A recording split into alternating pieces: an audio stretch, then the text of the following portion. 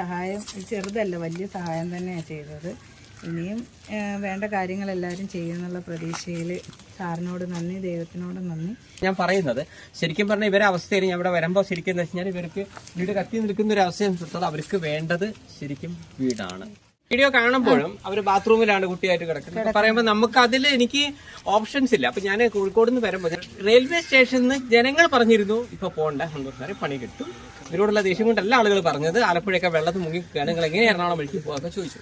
അപ്പൊ ഞാനാണെങ്കിൽ എന്റെ കാറെല്ലാം വിട്ടിട്ടാണ് ചാറ്റ്. അപ്പൊ എനിക്ക് വണ്ടിയില്ല, അല്ല ഓപ്ഷൻസ് ഇല്ല. അപ്പൊ ഞാൻ പറഞ്ഞു ഞാൻ ഇനി കുറച്ച് നീന്തിയാലും കുറച്ച് ബുദ്ധിമുട്ടിയാലും, കാരണം അല്ല അങ്ങനെ ബുദ്ധിമുട്ടുണ്ട്, ബസ്സൊക്കെ ബ്ലോക്കല്ലേ. അപ്പൊ ഞാൻ പറഞ്ഞു ആ സ്ത്രീയുടെ അവസ്ഥ വെച്ച് നോക്കുമ്പോൾ പിന്നെ ഞാൻ ഒരു ദിവസം ലേറ്റ് ആക്കണ്ടെന്ന് കരുതിയിട്ട് ഞാൻ പറയുന്നത് ട്രെയിനിൽ കയറാൻ പോകുമ്പോൾ ജനങ്ങൾ പറഞ്ഞിരുന്നു പോകരുത്. അത്ര പോലും. എന്നിട്ട് ഇപ്പൊ ഞാൻ ഇങ്ങോട്ട് വരുമ്പോഴും ഞങ്ങൾ ഇത്രയും അവിടെ ആ റോട്ടിലൊക്കെ വെള്ളം മുങ്ങിയിട്ട് ഞങ്ങൾ കഷ്ടപ്പെട്ട് തന്നെയാണ് വന്നത്. നമ്മൾ ഒരു അംബാനിയുടെ മോനൊന്നല്ല, നമുക്ക്